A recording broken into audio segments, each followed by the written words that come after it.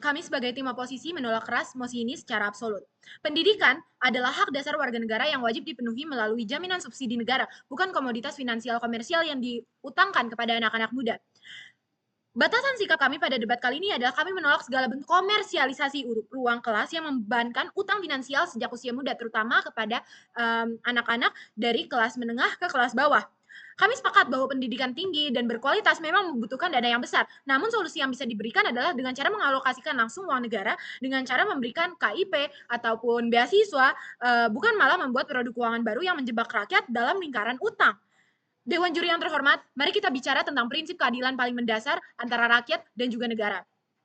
Setiap hari orang tua kita, baik mereka dari kalangan menengah ke bawah hingga buruh pabrik, mereka sudah menunaikan kewajiban mereka dengan cara membayar pajak. Pajak kendaraan, pajak bangunan, pajak penghasilan, dan juga pajak barang. Semua dipotong secara langsung oleh negara. Kontrak sosialnya seharusnya sudah jelas bahwa rakyat membayar pajak agar negara bisa menyediakan fasilitas publik gratis yang berkualitas, terutama dalam bidang pendidikan yang merupakan suatu hak konstitusional.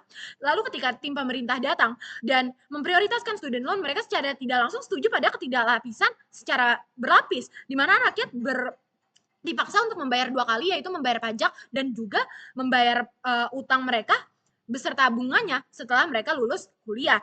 Oleh karena itu, proposal ini bukanlah suatu sekedar kebijakan finansial, melainkan pengkhianatan terhadap kontrak sosial dan bentuk pemerasan ilegal negara terhadap rakyatnya sendiri. Baik, sebelum saya menyampaikan argumen saya sebagai oposisi, mari kita bedah dan runtuhkan narasi-narasi yang dimiliki oleh tim afirmasi.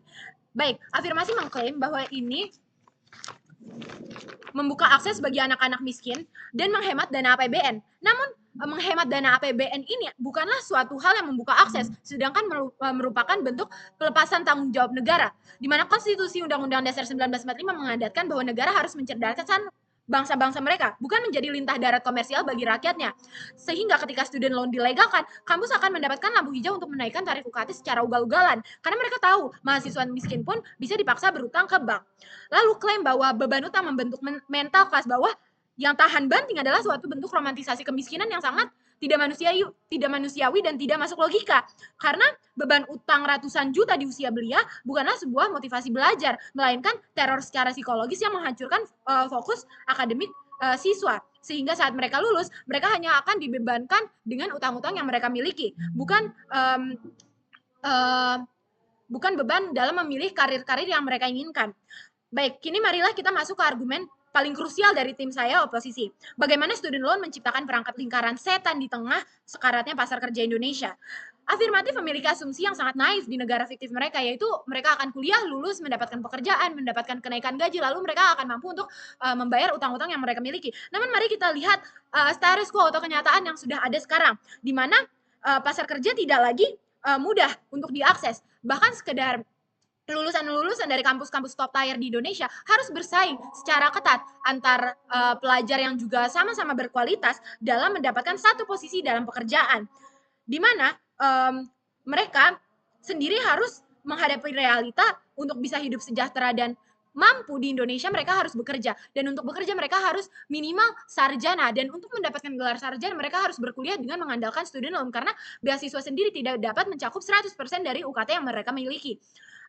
Itu akan terus berulang seperti adanya siklus pinjaman online atau perjudian yang sebenarnya terjadi di masyarakat luas pada saat ini. Baik, argumentasi kedua kami adalah bagaimana kebijakan ini akan melegalkan komersialisasi kampus dan memicu hiperinflasi biaya pendidikan. Seperti saya bicarakan tadi, bahwa dengan adanya student loan yang dilegalkan, lonjakan biaya kuliah yang ugal-ugalan tanpa henti akan terus naik dan diperluas, di mana pihak universitas akan merasa bahwa mereka mendapatkan lampu hijau untuk menaikkan tarif kuliah setinggi mungkin, karena kampus tahu bahwa mahasiswa miskin pun bisa dipaksa untuk membayar di awal dengan cara berutang ke bank melalui jaminan student loan.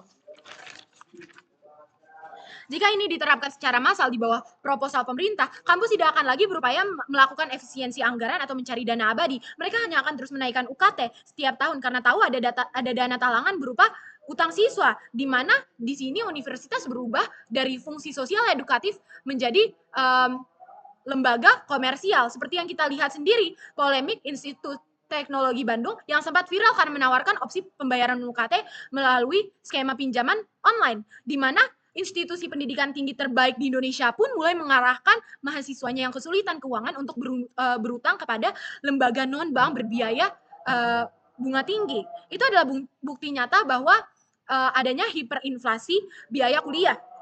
Lalu terakhir, dampak paling fatal bagi masa depan kehidupan anak muda dalam argumen kami yang ketiga adalah bagaimana kegagalan bayar akibat krisis pasar kerja di argumen satu akan berujung pada sanksi finansial sistemis yang menghancurkan masa depan mereka. Ketika para fresh graduate ini gagal membayar utang mereka karena menganggur seperti yang kami buktikan di argumen satu, mereka akan dihantam oleh 3 lapisan sanksi mengerikan seperti sanksi akademik berupa penahanan ijazah, pemblokiran transkrip nilai, hingga melarang mahasiswa mengikuti wisuda. Lalu bagaimana mahasiswa ini bisa melamar pekerjaan untuk melunasi utang apabila bukti kelulusan mereka sendiri disandra oleh kampus mereka? Lalu sanksi finansial dan slik OJK. Riwayat gagal bayar ini akan tercatat secara hitam di slik OJK. Dampaknya banyak anak muda kelas bawah akan di blacklist dari sistem perbankan nasional seumur hidup mereka. Mereka akan sulit mengajukan KPR rumah, pinjaman untuk membayar kendaraan, dan juga meminjam modal usaha yang malah dapat membangun karir mereka ke depannya. Lalu terakhir, ada juga teror psikologis, di mana bunga tahunan yang terus membengkak akibat tidak bisa dibayar harus menghadapi kejaran penagihan utang atau debt collector ke rumah hingga ancaman penyitaan aset orang tua yang menjadi penjamin. Tidakkah afirmatif sadar bahwa proposal mereka ini kejam dan tidak manusiawi? Anak muda kelas bawah yang kuliah dengan harapan menaikkan derajat orang tua justru keluar dari kampus dengan ijazah yang disandra, skor kredit yang rusak, dan juga tekanan secara psikologis.